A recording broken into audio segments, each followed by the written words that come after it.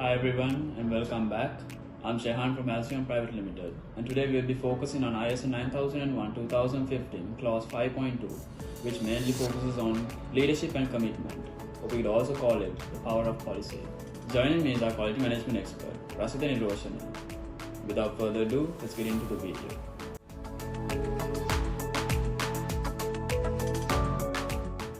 Hello Rasita, it's good to have you back. How are you doing today?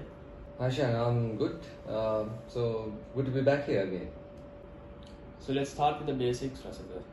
What is quality policy and why is it so important?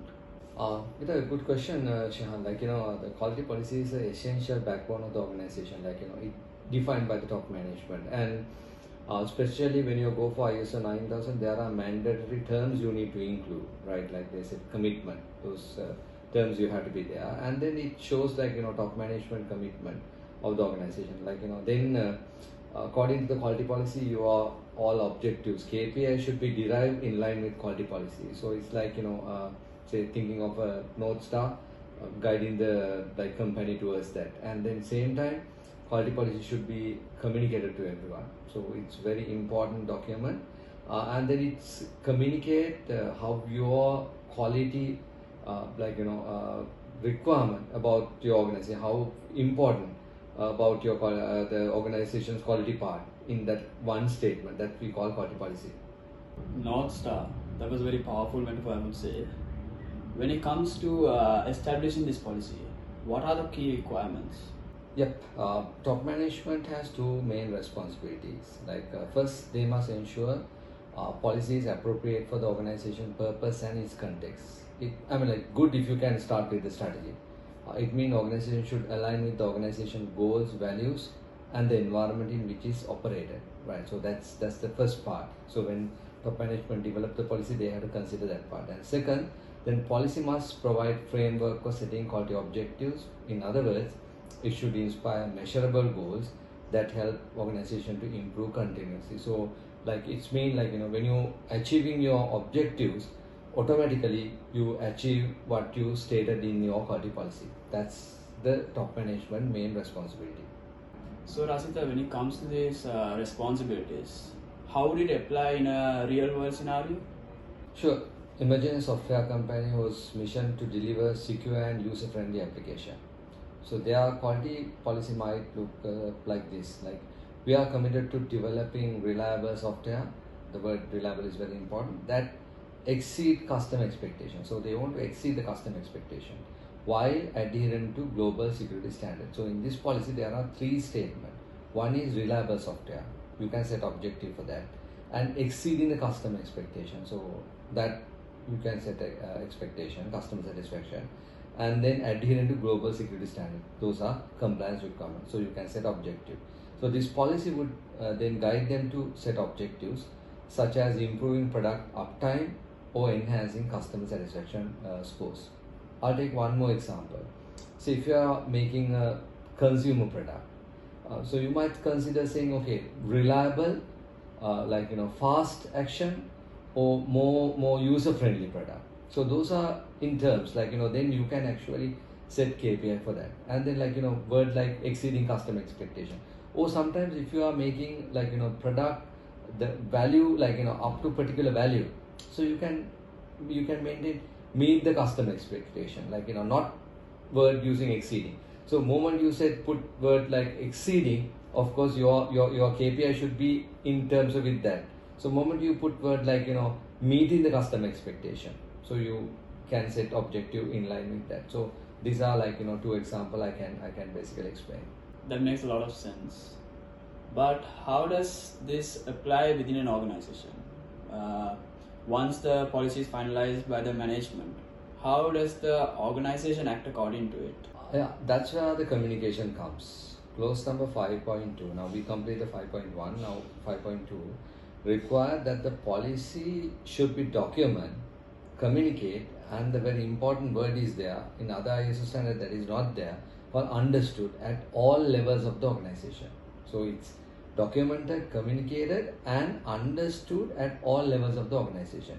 This means it's not just something you print and stick on the wall. You can't just say our policy is displayed. people should understand, right? It need to be part of the company culture. So since it's a part of the mandatory requirement, even auditor can ask quality policy from the team members, because it's specifically said understood by all levels. So that's I think like answer to your question. Interesting. So Rasita, what are some of the effective ways organizations can communicate their quality policy? Good question. There are several ways, like depend on the organization culture, maybe depend on the organization maturity, you can plan out different ways. Like, I took two examples. One is software company, you have a different education level.